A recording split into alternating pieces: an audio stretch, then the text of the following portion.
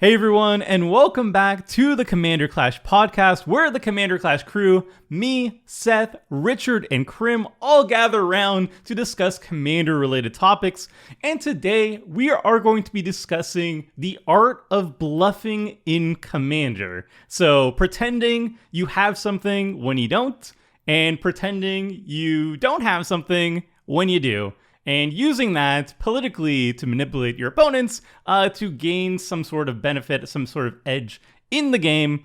So let's first start off at the table. I want to ask around the group, who do you think is the best bluffer at the table? Seth, 100%. Richard. Seth? Richard is so good at bluffing, he's bluffing right now. Yeah, he's bluffing right now.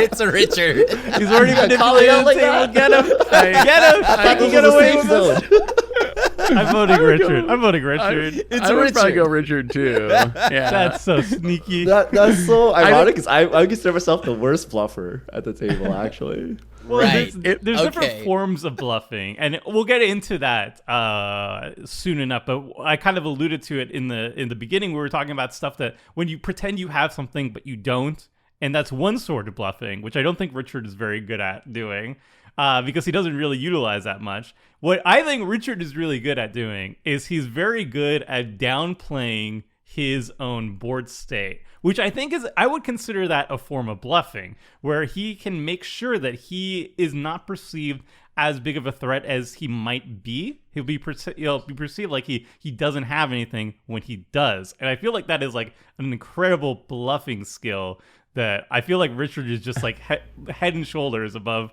other people at the table when it comes to that particular type of bluffing. and it's amazing because you can see it all on the table. Like, it drives me so insane. I'm looking at Richard's board. That board is obvious. Like, objectively, that is a scary board full of things. And Richard mind controls the rest of the table to like attack Krim or attack me or attack Tomer. Like, you are really, really good at that. Like, you'll have the scariest board by far, but everyone else will be killing each other because you just, do the Jedi mind trick thing on them or whatever. There are no Jedi mind tricks. I literally tell the table every time, yo, that board is really good. Yeah, but Then Krim has why open why mana. do we always Krim fall has for open it? mana. Why We do you gotta always kill fall him. for it? Fall for it. It's not bluffing don't because know. there's no hidden information, right? Like, Yeah. it's all so on the weird. battlefield. You guys are doing your threat assessment, right? And my board is scary, but what usually happens is someone has a scarier board, right? Because my board is slow, right? My board takes a turn or 2 or 3 to kill you, or it kills only one person. But is it really bluffing if it's all on the table and then you guys decide to do whatever? Like, That might be more politicking, but it's at least adjacent. I have an alternative theory. I feel like Richard doesn't go into grudges with people. We are a very grudge-heavy, dynamic group. I'll say maybe me the most. I don't know. That's true. Allegedly, I would say Richard does not get beef with anybody at the table. He does not hold grudges. He does not force grudges. Whereas me and Seth, like if Seth is drawing more cards than me, it's on. You know, like Yeah. I see red when that happens. Or when Krim counters too many of my things, or he hits me with an Oppo agent, like I'm gonna hold that against him. You mean that? Wait. Do you mean that same opposition agent that was? Everyone's like, "Yo, I have an opposition agent," and you still played right into it. I'm not that's what I'm saying. And all You didn't have information to. is You on didn't have board. to. You didn't have to use it. You didn't have to use it. Also, it wasn't confirmed. It's not like he showed us opposition agent. You just had But we all mana. talked about it, and then Seth actually skipped his turn. We talked about the possibility. to avoid the opposition agent, and then you ran right into it. It's not like... My point How is, could you do this to me? Okay. point Back is- on topic. Yeah, Bluffing. So I actually think form Seth grudges. is the best at the table because he's good at the first one. So we do Commander Clash premieres on YouTube. So if you don't know, Friday morning, 9 a.m. Pacific, 12 Eastern, when Commander Clash is posted, we all sit there and watch live. And usually Tomer and I are in there. And after this season, I've realized that Seth is so sneaky. You don't realize it during the game, okay? You don't realize it during the game, but just watching it back, Seth lies all the time. He always says he has something, yet he has nothing. And unless you call him on it, he gets away with it like most of the time. He's like the most stone-faced. Like, I don't trust Seth anymore. He just lies and like he's so good at it. The question is how and why. It's kind of phenomenal to see like when Seth will have like a board wipe in his hand and it'll be like, who can deal with this? I got nothing. And like I'm like looking at it, he's like Toxic Deluge in hand. It's like, you got nothing? Are you sure? Are you sure about that, Seth? He untaps. He's like, Richard, do I need to deal with your board this turn? He has Stone Cold Nothing in his hand, by the way. Let's be friends. I won't touch your board. You don't touch my board. And he has like literally lands in his hand. And, Sorry. Like, what are you supposed to do if you don't have anything else going on? Like, that's your only option to try to politic your way through it. It's more about how convincing you do it. Like, when I have nothing, I feel like people can suss me out pretty easily. Where I have like a bunch of lands and I'll be like, let's be friends. And I'll be like, you got nothing to me. All right, we'll just attack and kill you there. I mean, you all have said that before, that like you can't always tell when I'm trolling or not because I'm pretty good at like playing it straight, and I feel like it's the same way. Like it just carries over the same sort of like just stone face like seriousness, and you can go a long way with bluffs like that. Honestly, what do you think about? I'm honestly curious now that we're talking about it. What do you think about bluffs like that might be deceptive a little bit? Like saying, oh, do I got to deal with your board this turn when I know I obviously can't deal with your board? Like, is that lying? Is that like something you shouldn't do in a friendly game? Or is that just, strategic gameplay? I mean, it's like playing Among Us. Right? Like, you're playing Among Us. It's a board game. I view it as, go for it. Like, pop off a little. If you can sell me on it and make me believe it, you've played Werewolf, you've played all of that, you played it quite well. So, sign me up. I'm so bad at those games. I think there's like I think bluffing is considered a form of deception because you're presenting something that is not true. But I think there's degrees of deception, and there's usually for a lot of play groups, there's usually like a threshold where maybe some people are not comfortable with the level of deception. Like, for example, what I noticed is across the line for a lot of people is if you make a promise at the table and then you break that promise, people will react negatively to that.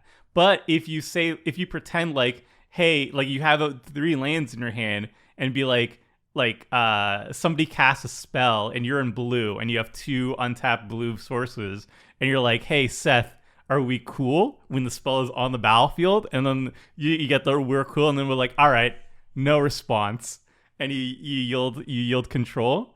I feel like people are very, very much okay with that, even though that is a form of deception. It's just like the level of deception is a lot more palatable to people and a lot more like good-natured. Whereas the highest level of deception, I think, is breaking promises in Commander, and people are not everybody's not okay with it. Like some people are okay with broken promises, just part of the game.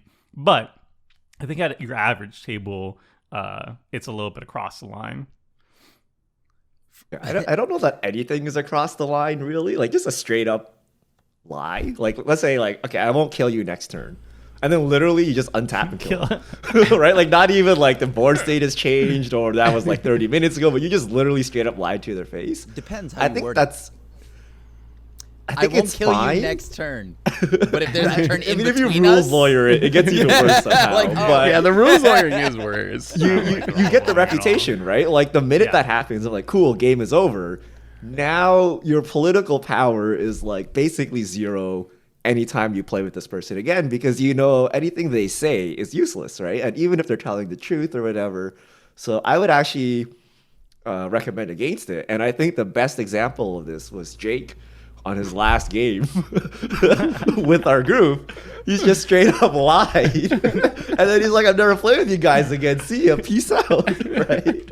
Which is funny because we're friends with Jake, right? I wouldn't do that with like an actual random pickup group, right? But, if you do lie, like there's a game 2 and a game 3, you're going to have consequences with that, right? So I don't think it's worth it in the long run to like, do the bold-faced lie. But a little deception here or there is, people get that and they'll let you get away with it. I try really hard to avoid outright lying when I'm bluffing. Like, I try to avoid saying something that's, like, directly untrue. But I'm kind of okay with, like, lies of omission, I guess, pretending that I have something that I don't have or whatever. But I don't know. I don't know if there's any cases, hopefully there's not, of me being like, oh, I have this and not having it, or oh, I don't have it. Like, so I try to word it in a way where it's, you know, not a direct lie and more deceptive than anything, because I do feel bad about direct lies. Like, not that they're necessarily wrong in the context of a game. I'd see an argument that, like, all is fair in love and war type thing, and that's just like part of the strategy of Magic. But especially in a format like Commander that's about everyone having fun, I think I really try hard to avoid directly lying and then writing it off as a bluff as some sort of like excuse to feel better about it. Okay, so we talked about best bluffers. I also wanted to say, okay. So I wanted to say, we kind of see the evolution of Seth. Now he has Oscar-worthy performances. Like I still think about the game where I was playing Voltron or a Voltron with Killian. And Seth was talking about how he has a board wipe. He can get rid of Killian, blah, blah, blah, blah. So I load up Killian with indestructibility, so he can't be destroyed. I put a totem armor on him, so even if you would get destroyed, I could just replace the totem armor. It's fine. Like I just dropped my hand because I knew, or I thought I knew, that Seth had a board wipe in hand because he was talking it up. He was like, you know, just give me one more turn cycle. I'll play the board wipe. We'll be cool. Don't cast anything. We'll be cool. Turns out, Seth this entire time, and when I was dropping it, he was bemoaning. He's like, well, now my board wipe doesn't even work. My onto inversion doesn't even work, you guys. How am I supposed to deal with it? This entire time, though, he had a sacrifice effect to steal Killian, and he had a way to sacrifice it once it was on the battlefield. So he had a threaten effect, stole my Killian, and then sacrificed it. And he had it the entire time. Every time he was talking about, what will my onto inversion do now? And so I had to edit that for a Commander Clash moment. I was like seething, like you monster, you monster. In my defense, I think I actually did have the onto inversion too, but I also had the sacrifice effect. So I wasn't even like lying there, but you had it, but you were like making the biggest thing, and that encouraged me to drop all these defenses against Killing, because I was like, well, what if he has one disenchant? I can't get her. I will get God if he has one disenchant, so I'll put both my protection auras on it. But like, the funny thing is that at the beginning of Commander Clash, when we started playing all those years ago, I would say Seth was the worst at bluffing. I was like the anti-bluffer. I'd be the one who would constantly say like, oh, I think I can win this turn, or am I going to win this turn? And then everyone would murder me. Like, that happened for like a few seasons before I figured it out. Yeah. I say that every turn. But no one believes me because they know I don't play win conditions. And because you probably only have like 2 lands. Yeah, exactly. I think Krim's greatest bluff ever was the Aetherize. The one time he had Aetherize and he got us with it. And then every other time he'll just have 4 mana up because he loves draw go. 90% of the times he doesn't have anything, and we just respect it anyway. Well, he has Aetherize mana up, so he shouldn't attack into his empty board state. And or he countered us one time, so now like everybody's like just chomping at the bit to make a promise with Krim. Like, oh Krim, if I won't attack you if you don't counter my next spell. And then Krim's like, okay. Yeah, let me think about that. If this were paper Magic, I would tap my desk, count some imaginary number, and okay, yeah, sure.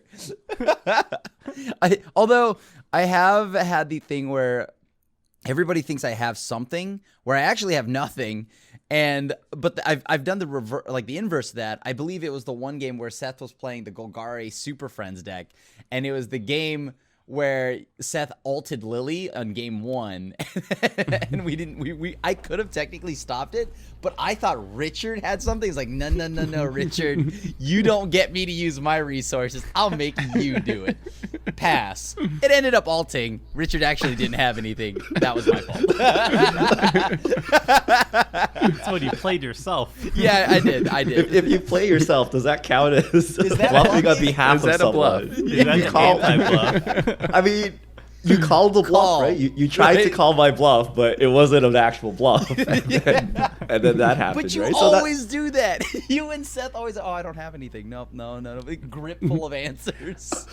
I was gonna say, if I learned bluffing from watching Richard, in all honesty. Like, if I'm a good bluffer now, it's from watching Richard and from realizing that at the end of the game, he'd act like he never had any counter spells, and then we'd find out at the end of the game that he was actually holding like Force of Will and Pact of Negation the entire time. And I was like, wow, like Richard is so good at just not letting anyone know what's going on in his hand, and you don't even have to say much most of the time, but somehow you manage to just trick everyone that way. So if I have improved at bluffing, I think it's from watching how Richard plays, because I think he's really good at it.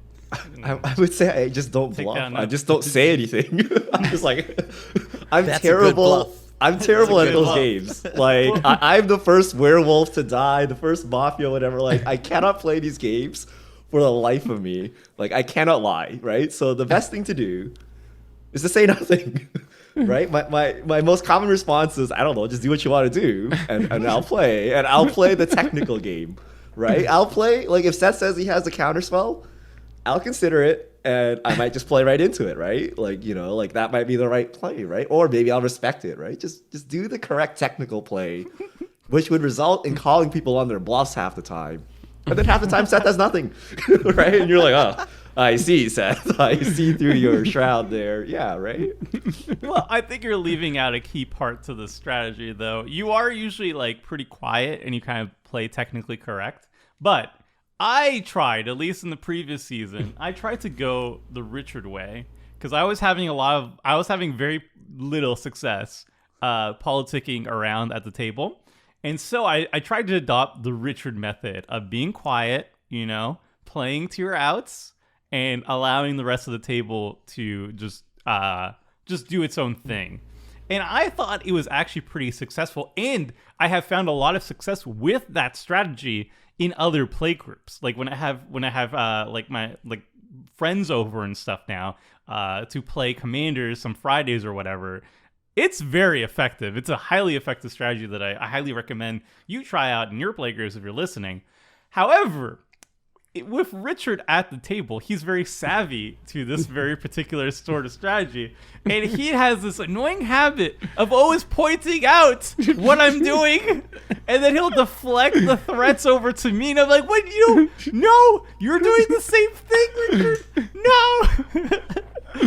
And then I lose. And I get taken out. Look, So when there's, like, someone a calls little your bit of bluff, both. you need to back it up. If you can't back it up, then like it's meaningless, right? So you need to be able to back it up some percentage of time to make people think twice, right? Like, you know, Krim probably doesn't have to etherize, but if he does have to etherize, I'm gonna lose. And he's at least shown the etherize, right? He showed So, it like one time, like 3 years ago. Yeah, right? Like, for example, upgraded. counter spells, right? Settle the wreckage now. Most of the time, Krim doesn't have counterspell, but Seth plays around his counterspell like it's 100% because Krim plays more counterspells than anyone else, right? It's feasible that Krim has a counterspell, but most likely he does not, right? So, you know, but you could just play around it, right? You can just, like, if Krim has a counter, would he actually counter this? And if he counters it, is it actually that bad, right? And if not, then just play the card, right? It's kind of like Krim bluffs without even trying, at least with me. Like, because I do play around all of those things that you could possibly have because I know those are the kind of cards he likes to play. So you don't even have to like say anything, and I'm just going to assume that you always have it. And I think that's actually probably like a weakness in my commander play. I think I'm like too overly concerned with like what you might have in your hand when it comes to counter spells. It's part of my pivotal strategy in killing Krim. You just let Seth get afraid of Krim's counterspells, and he'll start attacking Krim. And then Krim's like, what the heck? I need to defend myself. He'll start attacking Seth. And then I'm just building up my board, saving my counterspells. It's pivotal.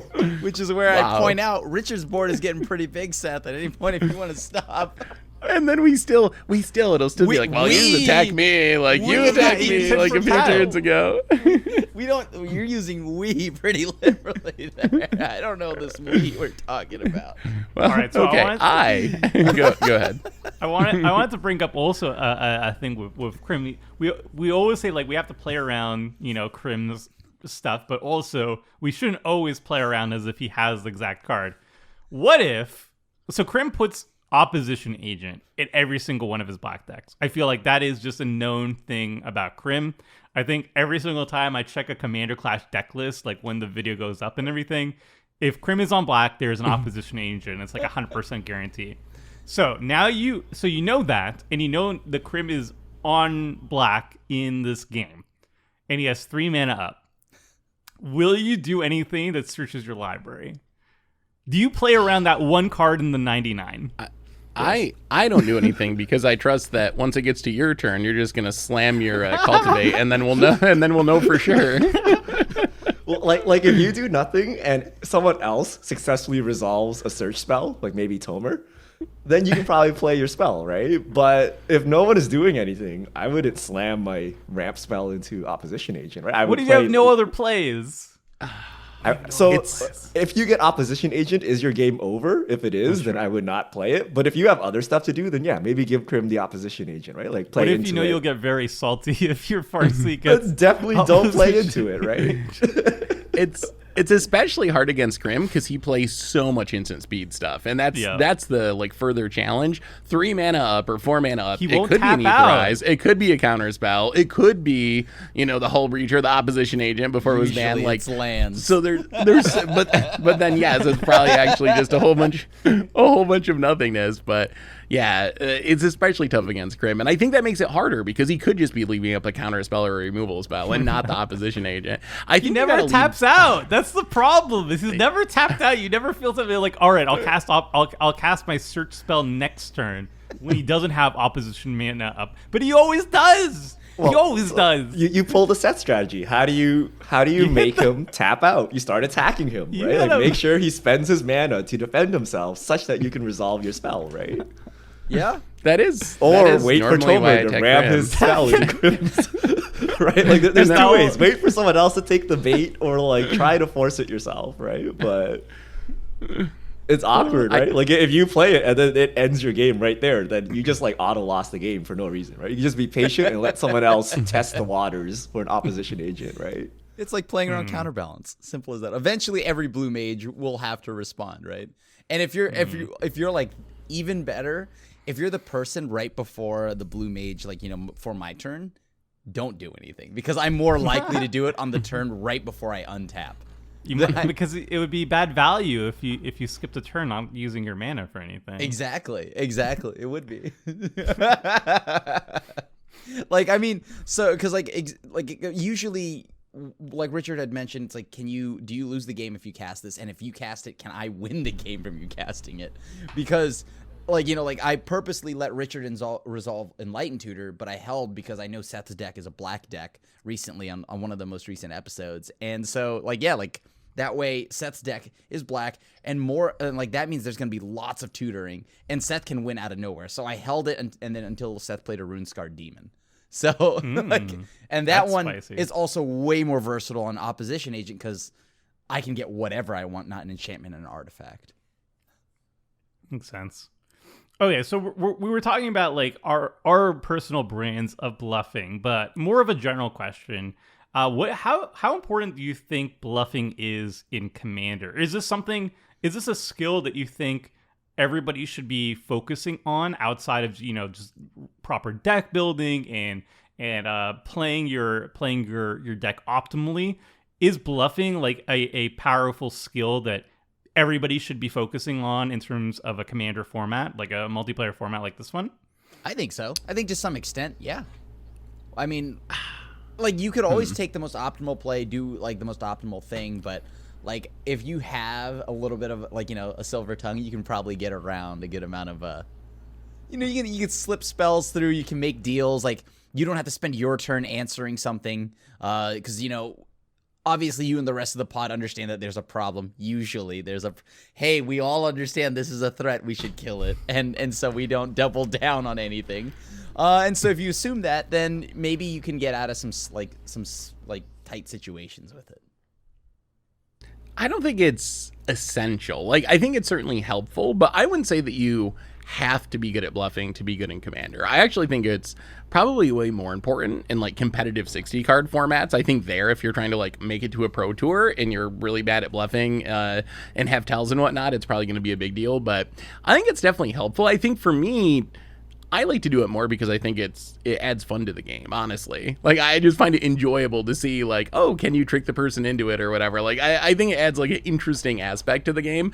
So I don't actually think about it as far as, like, furthering my objective of winning, because I don't really usually have that objective so much in Commander, but more I think it's kind of enjoyable and fun, and adds a lot of banter and politicking to the game. So I don't think you have to do it, but it might be fun to try if it's not something you try.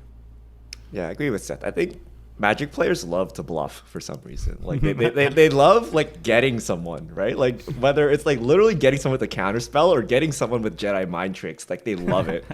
I think it accounts for like 1% of your win rate or something, right? In 60 cards and 100 cards, right? Like if you just play the correct technical play and focus on not punting and doing the right threat assessment, I think that's like 95% of your success.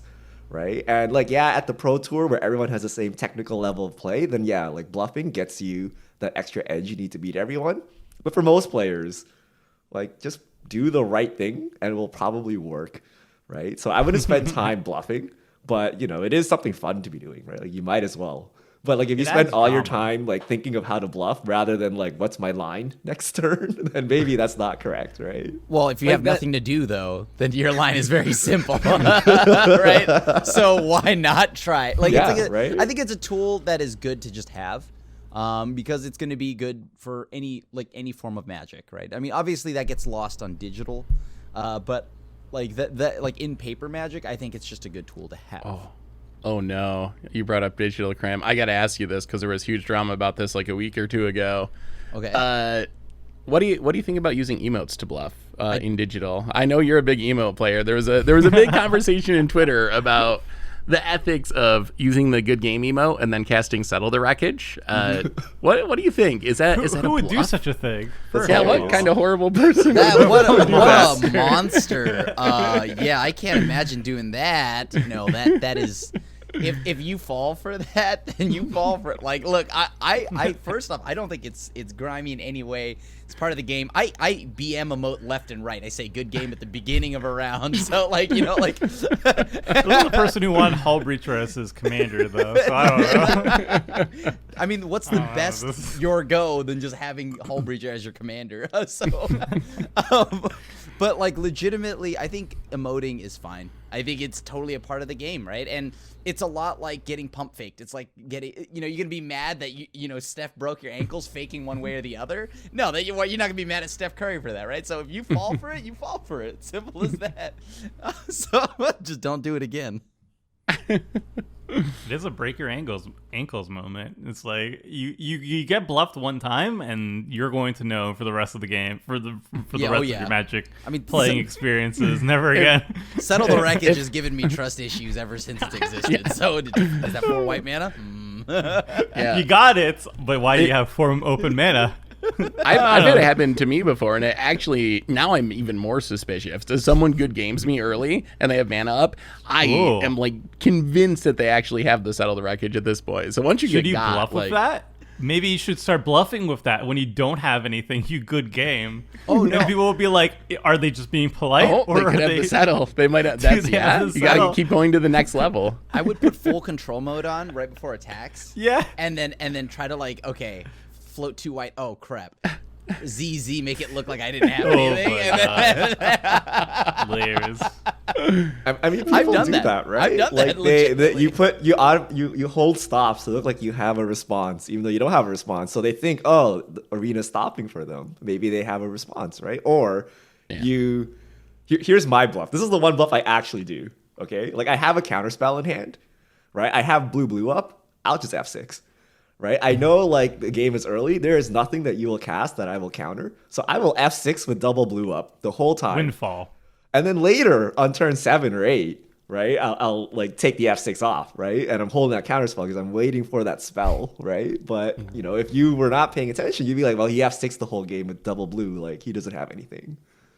Right? That's really smart. I think that's actually like, yeah, that's a really good play because I leave up my mana all the time if I have an instant. I just always will leave it up even early in the game. But you're right, like it doesn't matter early in the game. I do because I don't want to have People F6 are anymore. You paying know, attention. save time for the recording too, right? Save time Yeah. for the viewers. But yeah, if you know you're not going to use the spell, that's a free bluff, right? You don't need to talk. You don't need to lie. You don't need to do anything. That's like an advanced level bluff too, because it'll mostly affect the people who are familiar with like why is it stopping on this person? Yeah. You know. I have one other question while we're on the topic of digital, and this is Commander Clash specific. Does the fact that you know your hand is being recorded, because I didn't even think of it until Richard was talking about like watching the games during the premiere and seeing some of my hands, does the fact that your hand is going to be public knowledge eventually play into your decisions about whether or not you bluff? It like, I mean, if my hand being available like to the public and being seen will usually factor into what hands I keep. But You're shamed into playing properly. Shame not sees. You don't want that. like I'll admit that right now. But that's making you a better Magic player, is My it not? point of view this week. All right, I'm not going to keep this one lander soul ring. On Letter Soaring, that's kind of legit. But like as for bluffing, no, I still bluff away hardcore.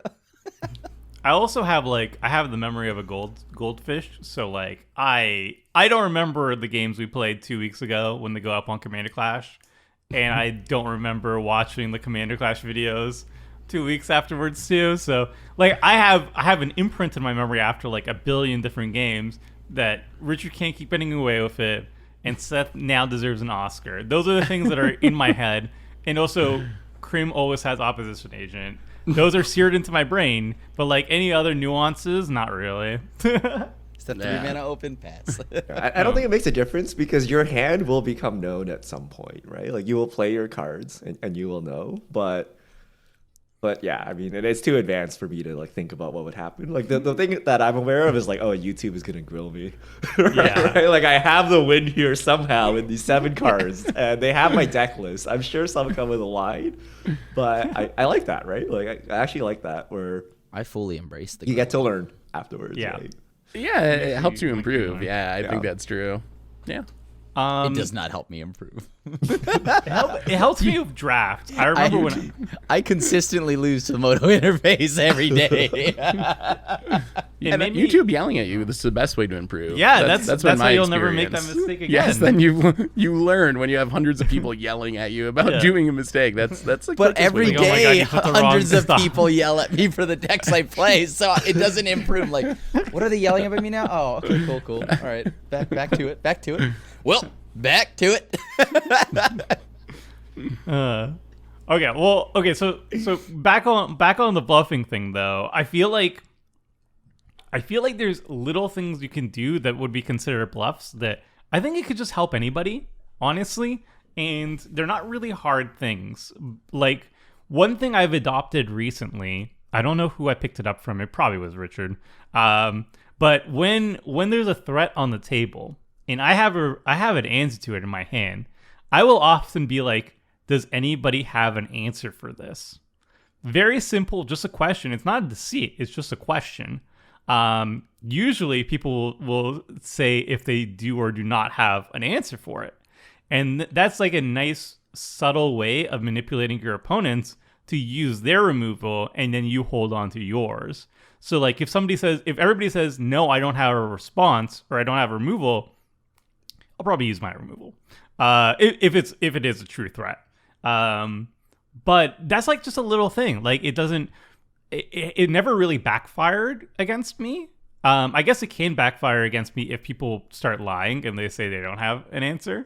But for the most part, at least if people aren't savvy to that, that's like a little thing you can start sneaking in every once in a while. And it doesn't require a lot of acting skills. You know, I pull it off, so obviously it's pretty simple to do. It's not high level of deceit or anything. It's just you're just posing a question to the table and see what the response is, and then you have additional information to work on. And I think that's a good way of saving some of your own cards. You know, like your removal spells are precious. You don't want to spend it on that thing. Somebody else will do it. it's a little thing. I don't know. I like it. Yeah. No, I think that is one of the easiest ways to bluff in Commander is just like trying to get information out of your opponents and get them to use their cards instead of your cards. And like you said, it's really easy to do in a way that doesn't involve a whole lot of deception. So I think that would be something that I would say probably everyone should do, and it would improve your game. But is that even like, I guess that's kind of bluffing because you're giving the impression that you don't have the answer, but I always say no. Even if you do. Nope. So CEDH pro tip. You do everything in priority order, right? Like someone casts a spell and there's a big stack. You don't just jam out your counter spells, right? Just like at a table, like you don't just randomly jam your counter spell, right? You wait in priority order, right? Active player, second player, until you're the last one on the stack who's able to respond. And if you want to respond, you can respond, right? But you don't do it earlier in case someone else has to do it first, right? If Seth is going second, he has to decide whether he wants to use his removal spell or not, right? That's the advantage of being last, right? Like you get to be the final decision.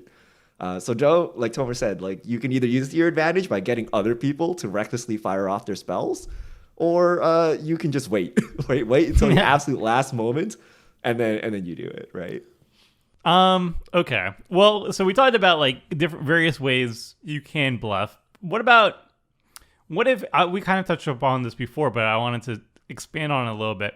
What if you just suck at bluffing? What if you're just not a good bluffer? You're always the first person voted out on Among Us or Werewolf or what have you. Other people are just walking circles in terms of the bluffing game, and you're just kind of there. What do you do? How do you handle that? Especially if the people who are good at bluffing and good at manipulating, they're using you as like a scapegoat, as deflection. What do you do in that position? How do you stay in the game? You start presenting. If you know politicking isn't going to work and your bluffing isn't going to work, I think it's time you start asking the questions, then forcing the answers. That's my strategy. Yes. You ask the questions, right? You don't bluff, right? You back up. If they say they have a board wipe, then you will present them the opportunity to board wipe. And if they don't have it, they're dead. Right? Like you be aggressive about it, right? So I mean, it works, right? If the right play is to play into removal, right? If you have removal, you're threatening with removal, then fire off the removal, right? And you just play into it, and that's how I deal with it. Just play technically correct, and like technically correct is always correct, whereas the bluff fails some % of the time, right? So I think you're coming out ahead if you just play the technically correct. The bluff is way. a Hail Mary, right? It's a desperation thing, right? Like, but most of the times, like if you can't bluff and whatnot, I just play it. I build your deck like how I built my humans deck, where I know everyone is just like, look, I have these humans. You're going to try to answer them. There's no timeline where you don't blow up my board, right? So all I do is I play hundreds and hundreds of ways, like Eerie Interlude and like ways to get around things that would affect me and my board. Teferi's Protection, I have like so many of them. So you can then, if you can't bluff, you add it in, you make up for it in deck building. And you try to just go, well, I'm going to force you to answer every board state I present to you. And if you can't, I lose. And I think just be quiet. Like, as far as the actual gameplay, I think you're better off if you're not good at bluffing, just saying nothing. And like what I do with Crim, people might bluff for you. Like, you not saying anything and attempting to bluff might let people project what they think you have going on or how they think you're bluffing onto you, and you might actually get advantage out of that. So I think there's value to not trying to bluff, especially if you're bad at it, and letting the rest of the table like do the work for you to some extent. I think that's the best draw new Lich's Mastery example, where we're playing drawback decks. Tomer and I are at the same table. I have Lich's Mastery on the table, right? So if it gets removed, I lose the game, right? Draw new's on the table. If it gets hit with damage, Tomer sacrifices that much damage, right? So I'm like, I have Lich's Mastery. If you want to remove it, go ahead, right? Like see if you can, right? And that's it, right? Tomer is just like on this big spiel about Drownu, and he keeps talking and egging people on, so people are like interested in hitting it, right? Even That's not how it went, Richard. Effectively, it's the same thing, This right? is revisionist history. I think Richard. Seth and I egged it on. We're like, yo, but that would be really funny to hit that. And Tomer was like, don't do that. I'm gonna link it's Tomer it in the video emoting, right? description. Tomer reacts to the egging on, so that it's more fun to keep pushing his buttons. Where I'm like, I don't I'm know what just you're quiet. talking about. Maybe you kill me, maybe you don't, but it's not funny, right? So Why is there really- humor in that's- this? All right, that- I'm gonna I- link this game in the video description. This is what really happened, by the way. Drownu wasn't on the battlefield. Lich's master was on the battlefield. I wasn't egging people on to attack me or anything. People were egging me to cast Drownu so they could kill me with Drownu and sacrifice my board. That's what was happening. And meanwhile, Richard had Lich's Richard battery did have it, on by the the way. battlefield. So I did have it, had but if it you on thought the about battlefield. it, if they had it, they would have killed me at any moment. So you were safe to play Drownu, right? Like you were like mostly What do you safe. It's mean like safe to play Drownu? if you thought Crim had opposition agent, but Seth resolved cultivate right before you, and you're trying to resolve cultivate, you're probably okay, right? Like you're probably okay if you just play the spell, right? Yes, but the thing was that our mutual opponents, Seth and Crim, had creatures. And if you ever take damage with Lich's Master, you have to sacrifice that many permanents. Our two opponents were attacking me, the person who didn't even have Drownu on the battlefield. And I'm like, hey, if you attack Lich's Master person, you know how you were so excited to make me sacrifice my board state? Lich's Master is on the battlefield. You just attack Richard, and he'll sacrifice his board. Why aren't you doing that? Why are you attacking me? And they're like, hey, Tomer, maybe would it be a good idea for you to play Drownu? Why don't you play Drownu? We'll make you sacrifice a TD. And there's like a Lich's Master right there. Just attack him. You don't spend any resources. Just attack him. It's just because this funnier reaction when it happens this to you, exact Tomer. reaction. It's so I don't know much what's so funnier funny if it's about this. happening to you. I don't know what's so funny about this at all. It wasn't about the Dranu. It's more about just getting the rise out of you, Tomer. I think it wasn't really about the cards. Like that's the funny part. And I think the best part is that Richard had the fight spell or something, and Richard had Galta, right? Or something like that. He had like fogs in his hand. He would somebody be fine had- to be attacked. But I forgot nobody which even episode, attacked him. because no, there was an episode where you played Dralnu, and I think Richard had Galta. I think Yeah, that was yeah. That was the first. That was the Yeah, first. the first That was the time, first right? episode of Drownu. Drownu has not done a lot of work in the history of Commander Clash. Drownu has not succeeded, but he will one day. But I do think this is the case of where you shouldn't play to everyone's bluff. Like if you have Drownu, right? There is some percentage of games where you're just gonna die to Drownu, right? You have to accept that fact and then play Drownu, right? To actually play your game. And hopefully the percentage where he kills you is less than the percentage where he wins you the game. My deck was built around that idea. It was meant to make people want to deal damage to Drownu because I had a bunch of switcheroo effects where I would give you control to Drownu in instant speed. So you cast a Blasphemous Act or something, instant speed I respond by giving you Drownu with wrong turn or whatever. That was the whole point of the deck, but I just didn't get to the point where I could cast Drownu and have that mana up to wrong turn at the same time. I was behind on mana and I didn't have the right cards, but I was being attacked and I had like a propaganda. It didn't work. I tried to pillow fort and people were like, "Oh, he has a pillow fort. Get him!" I can't Your stand pillow fort wasn't it. strong enough. I can't stand this pillow fort. It makes me want to attack him more. I- All right, so I I have a can't- question. Okay, go ahead. Just apropos of nothing. What if you're the worst bluffer at the table, and you're like an anti-bluffer? What do you do then? An anti-bluffer. Okay. Anti-bluffer. I think Krim said it already. You Yeah. punch people in the face. Yeah. Right? You don't bluff. You actually have the goods to back up the statements, right? And you Yeah, you test can play people's aggro. statements. I was asking for a me. How do I not get knocked out early? Like if you don't want to get attacked, you have a very strong blocker, right? Yes. And there's no bluffing here, right? Like, oh, I can't get through your blocker. I won't attack you. And strong is very relative, right? Like a propaganda pretty much does it, right? Like a 2-1 I thought does it a lot would. more than nothing, right? Like even if it's an unfavorable block, the attacker knows that 2-1 is coming back at them, right? So they're just going to attack the person with no creatures. So it's kind of like you don't need to outrun the bear. You just need to not be the slowest, right? You just need any Faster kind of than the thing other to guy. stop people from attacking you, and then they won't attack you. You won't be the easy target.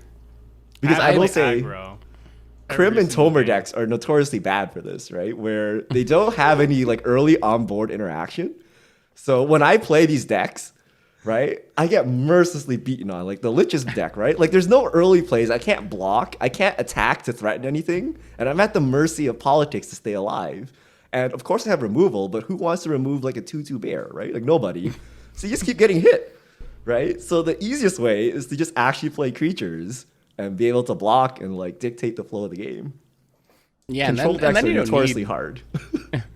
and then you don't need to bluff as much. I'm always amazed how small of a incentive it takes for commander players to change who they're attacking. Like the 1-mana red curse, it blows my mind. It's like a single treasure token, but that will totally shift the attacking. So I think if you're someone who doesn't feel like you can bluff your way out of those situations, those cards go up way higher in value. And like Richard was saying, it doesn't take that much. Like a single curse on someone else that gives a benefit for attacking them is often enough to get the job done. Like sure, people could attack you, but why would they attack you if they can get a card or a treasure or whatever from attacking someone else? So I think there's ways you can build your deck around your weakness in bluffing, and then you just play your cards and play them as well as you can, and you should be fine. Because like I said, I don't think you have to be a good bluffer to be good at commander. Yeah. Well, I mean, Curse of Opulence, for example, is one of my favorite. It is my favorite red card in the entire format. And that card has done so much work. It's like, even if you don't have a creature yourself, you just put that on a person who doesn't have creatures as well, and you're like, hey, you could attack me, but if you attack this other person, you get a treasure or you get a gold or whatever. It works And like it 90% works, of the time. because Yeah. Magic players love their free value, so no one's gonna pass up the free value. And you save so much. You save so much in the process too. There was another deck that I felt was really good for like someone who's bad at politics. Was Cardo Doomscourge. That's a card that's going to be popping on the screen. But basically, he's like a super goad. When he enters the battlefield, he forces all your opponent's creatures to attack someone that's not you. And when they die, when an attacking creature dies, you drain them for 1. That card, I was in a group that I was pretty sure that I would just be attacked constantly. So I just played Carter. And all I did was I just like blinked him every single turn. All my opponents wanted to attack me, but they couldn't. They literally could not. I won those games. And I feel like those type of commanders, Cardor, incentive commanders like Brina, for example, is another great one. Where if you attack a mutual enemy, you get to draw cards. That's a great incentive for people to not attack you as well. So there's like a lot of little things you can be doing.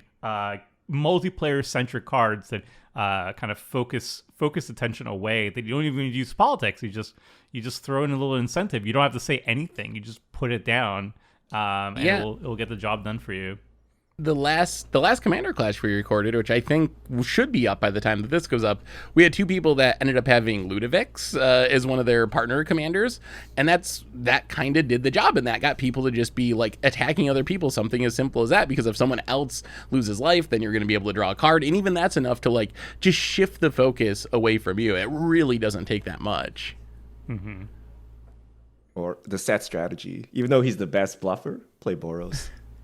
Right? Just got a bluff. That's the other thing. I'll test just it, kill right? people. Everyone's got a plan until they're punched in the face, right? Like I've really come around on that, and it does work. Like if you're just like swinging creature sideways and curving out, like what do you care if someone's bluffing? You don't even have to bluff because you're sending the message like on the battlefield. So one last thing that we wanted to talk about that's kind of adjacent to bluffing. What about breaking deals in games? Would you do that in a regular play group? Would you do that in a pickup group? Is there any differences there? Is that considered a type of bluff where you bluffed a promise and then you broke it? Deals are tough. We could probably do a whole podcast on deals. Seth On broke one a hand, deal with me. I feel no, I didn't break that deal. I still have not seen proof of that. I think that deals are, you got to keep your deals. That's my thinking. I know Crim doesn't feel like I've always done that. I still don't even remember exactly why, but yeah. So, but I think that is important. The thing that complicates it is when you make a deal and it's a deal that's lasting for like a turn cycle or something, and things massively change on the battlefield. That's where I think there's got to be some give and take, because you could go from a position where you're feeling very comfortable and safe to like make a deal to a position where if you keep that deal, you're going to be dead. Are you still supposed to keep the deal in that scenario? So my feeling is yes, you should keep your deals, because having a reputation of not keeping your deals is going to be worse for you in the long run, especially with a play group, than the game you might win by breaking a deal. Like the Jake, oh, I lied thing on his way out the door. Like that works if you're on the way out the door, but that doesn't work if you're going to be playing with those same people, because no one's going to make a deal with you again. But there's got to be a little bit of flexibility, I think, where if something crazy happens and the information has changed and the situation has changed, I think both parties gotta be willing to be a little flexible with deals in those scenarios. Or in the case where you forget, like I did with Homer. I was like, oh, I made that deal. Oh, whoops, my bad. I did forget a deal. That was on me. But yeah, I do believe that you should honor your deals because of like, especially if you plan on playing with a group again. So yeah. I don't consider it a bluff either. Like if you like, I'm not going to kill you this turn and then you kill them, I don't really consider that a bluff. I just think that's basically a lie. and you could argue that like bluffing is a form of deception, but I think there is a difference there. So I wouldn't even consider that like technically to fall under the bluffing category. So what if you say like, Seth, if you attack me, I'll remove your creature. But if you attack Tomer, I won't remove your creature. And then you go ahead and remove it. Is that deception or is that a lie? That's a broken promise or a broken deal. Depends how it's worded. How far down do deals go though? Does it include like every little thing? I normally think of like the big ones, like, oh, you won't attack me this turn or something, but I think the important thing is to just try not to speak indefinites. Unless you're willing to hold on to the deal. Isn't that just as bad that you got rules lawyered? Because I technically didn't say this. Yeah. I'm not technically breaking the deal. Hence, I'm okay. Like, isn't that just as bad? I wasn't really meaning rules lawyering as much as like kind of what you do, Richard, a lot of times. You're like, I don't know, I'm going to figure it out or something like that. Avoid committing to a deal if you don't think you're going to be able to, 100% sure you're going to be able to hold to it. Yeah. I actually the rules think lawyering thing we does over politic, which is why I like my answer of like, I like my answer of like, I don't know, I'll just do the right play, right? Like, I feel sometimes you need to band together to do something. Like there's a threat at the table and you actually need to 3 people work together. But I feel most of the time, like 90% of the time, if everyone does the right play, you don't need to talk. Like you can play mute and you can all kind of just do the right thing and it'll resolve itself correctly. And most of this politicking is to try to get people on the same page as you, right? Like, you know, sometimes I think Tomer is the biggest threat at the table.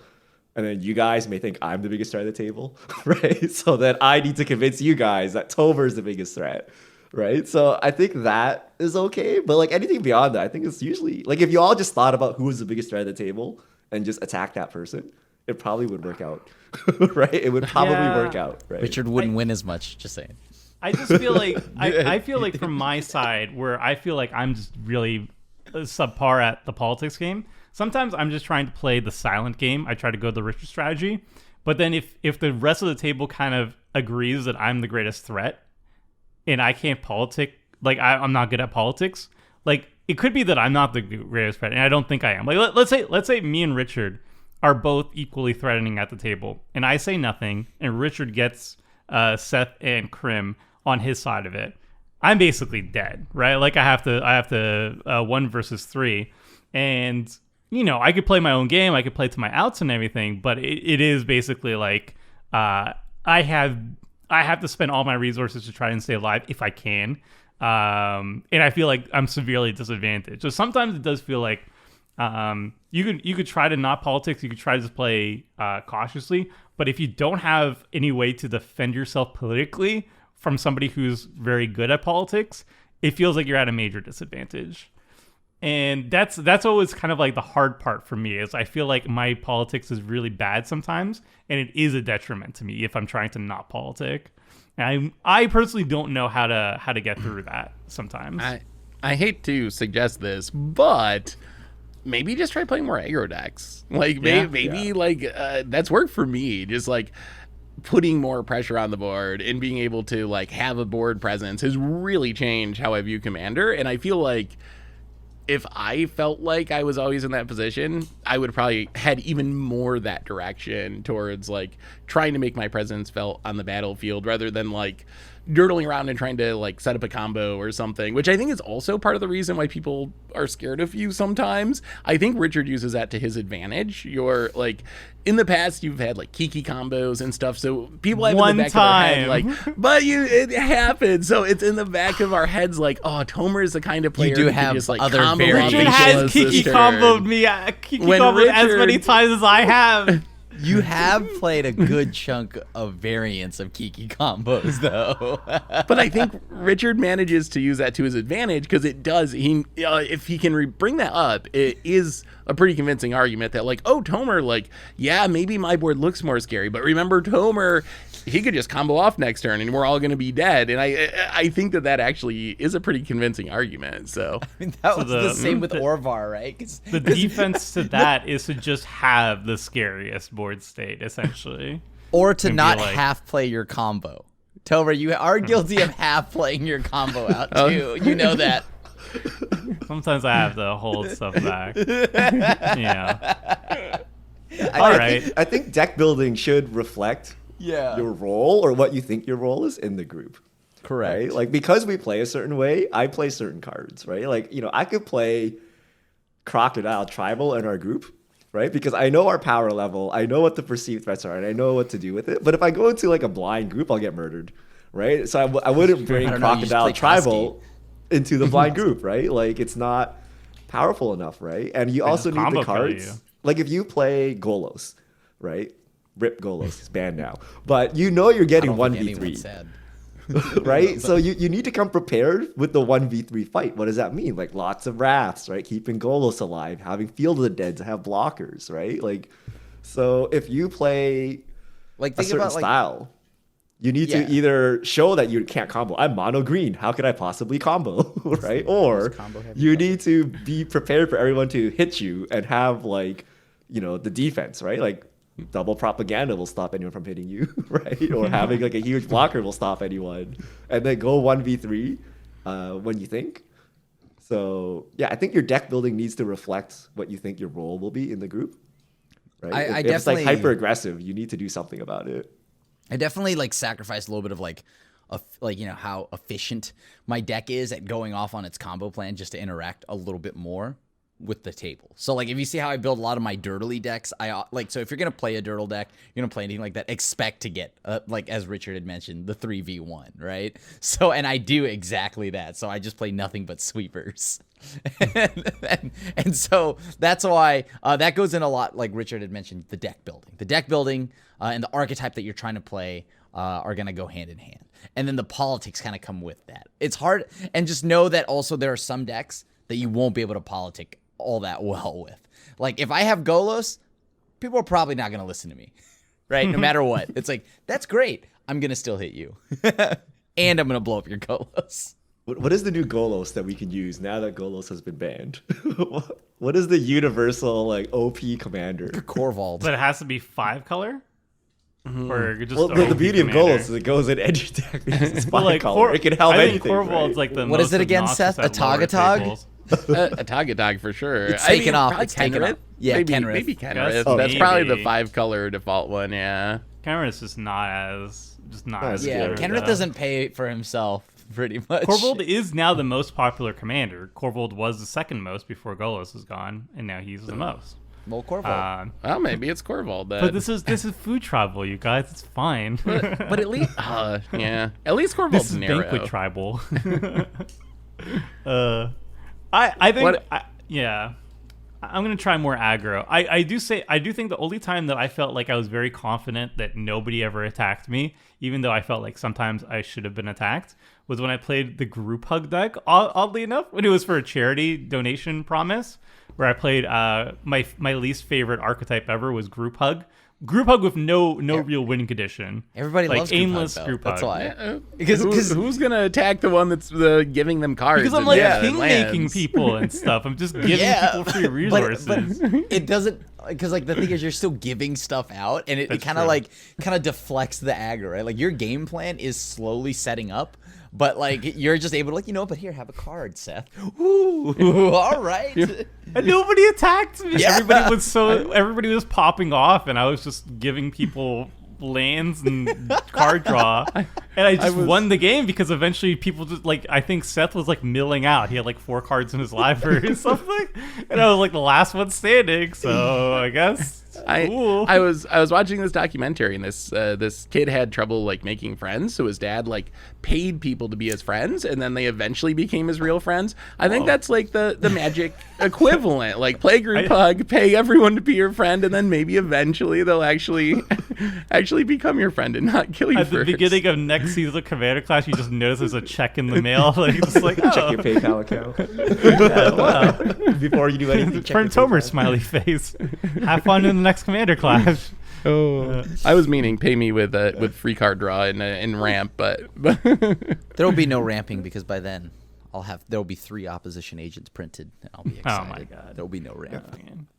I mean, I do Alright. think like scheming symmetry, secret rendezvous, like these kind of cards, even like my favorite coveted jewel, is like underrated, right? Because you can give people stuff for favors, right? And you can call upon that favor, and then you can shame them when they don't, give up on their favor when you collect, right? So, I think those cards will actually help, right? You get an ally instantly. You draw 3 cards, they draw 3 cards. Secret rendezvous.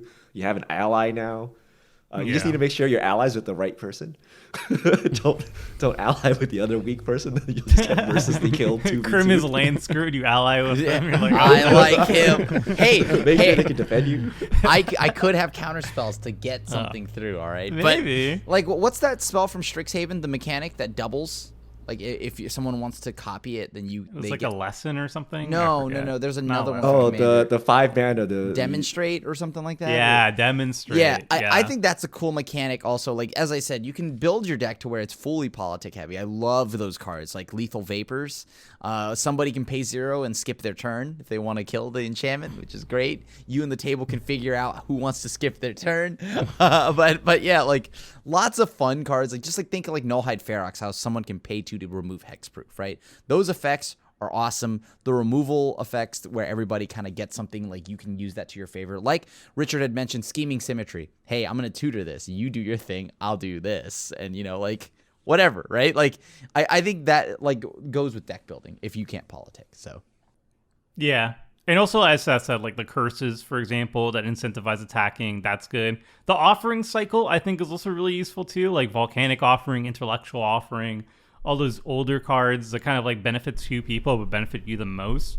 Like those can be used to kind of get the heat off your back. Like they're a lot stronger than they look, I think.